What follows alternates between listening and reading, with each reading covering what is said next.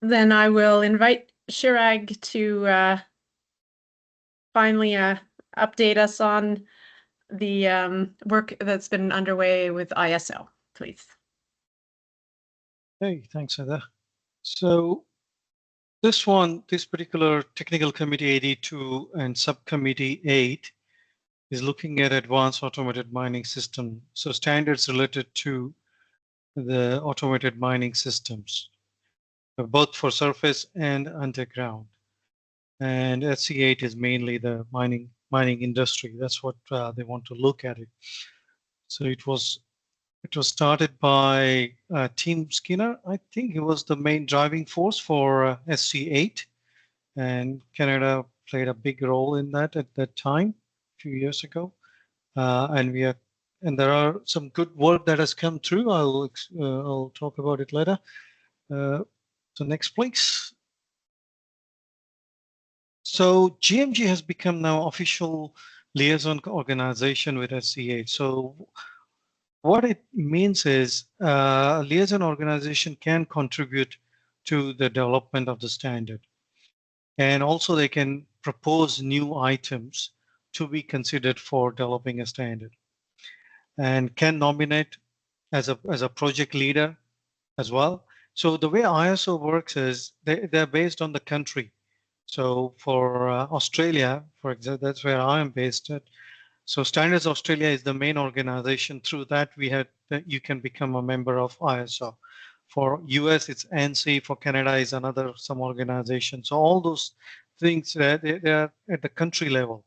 But by GMG, by becoming a liaison organization, GMG can propose people to be part of these working groups. Of course, liaison officers or liaison organization don't have a voting right. It's based on the countries at the moment. That's how they operate. Next, please. In terms of goals, so main thing for GMG is to establish this communication collaboration mainly. So when ISO, particularly SC8, were looking at what the new standards should be developed, some of the work that happened as a part of GMG, say, for example, interoperability that we commenced in 2016-17, that was the project to look at interoperability. And from that, there was a standard proposed to be developed. So the one standard is now officially published, which is a great news. So that's the benefit of having this communication and collaboration with ISO and GMG. So ISO do keep an eye on what GMG is doing in terms of guidelines. So system safety guideline and functional safety guideline, they may be, or they will be utilized in developing the standard that is currently under progress.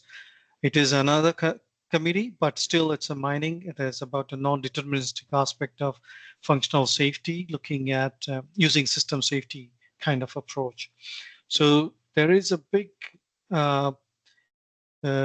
input to ISO work from GMG. And that's the main benefit. So whatever we are doing has got a meaning in industry. That's what it is. Next, please. So in terms of standards, so this 23725, that was about autonomous system and fleet management system interoperability. So that started as part of the interoperability work that the GMG commenced at that time, and ISO picked it up. That standard is now published. It is mainly looking at interoperability between autonomous system, and you can have a different fleet management system. It was very tough to get through for obvious reasons. So this standard does not look at the safety, but it provides, it's an enabler for autonomous system that is in operation. So you're not forced to buy the fleet management or a dispatch system from the same company, same OEM, which is providing autonomous system. That's what the purpose of that standard is. The next one, ISO 23724, it is about the remote stop functionality for autonomous mining equipment. So Idea is to have some kind of remote device to stop autonomous equipment if it is going somewhere. So if it's a truck coming towards you, you have a device to stop that truck. Now, the idea was to create a standard specification.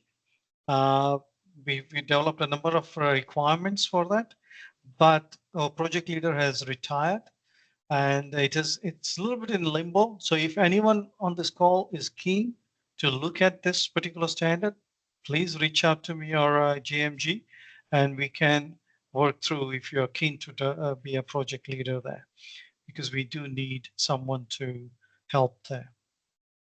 Next, please.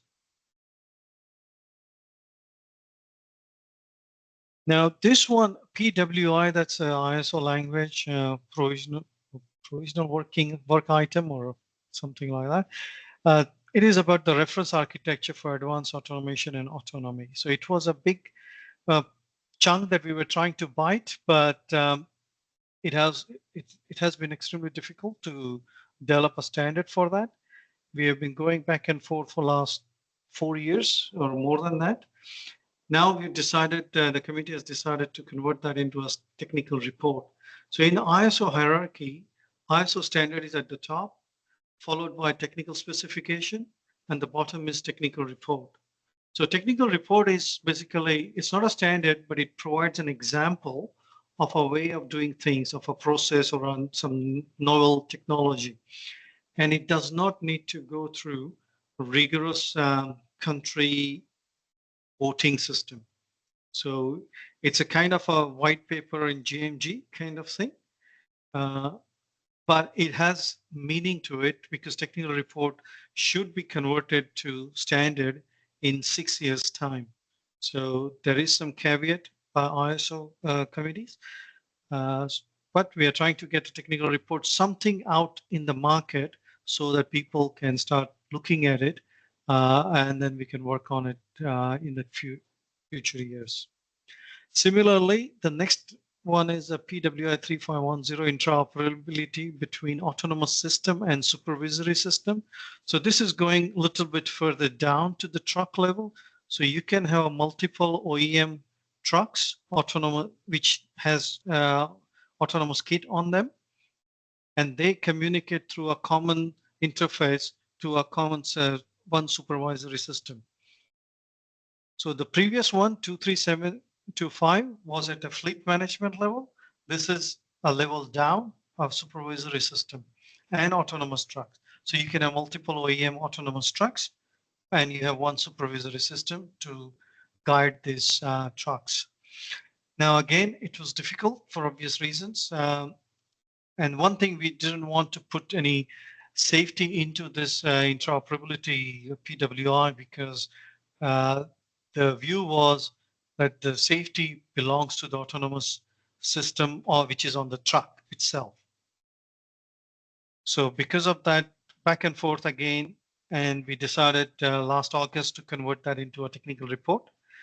Komatsu is leading the work, which is great. It's an OEM, and they are going to provide an example of how to do it, what interfaces are required for a successful operation of multiple OEM autonomous trucks with a single supervisory system.